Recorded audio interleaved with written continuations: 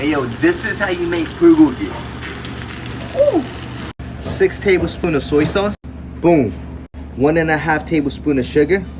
1 tablespoon of sesame oil. This right here is the base of the bulgogi sauce. Woo.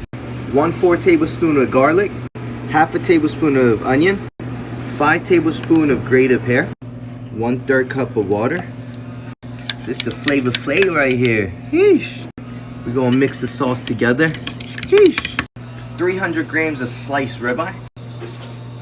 That's love right there, baby. Whew. Marinated for 24 hours. Bam. Some sesame oil.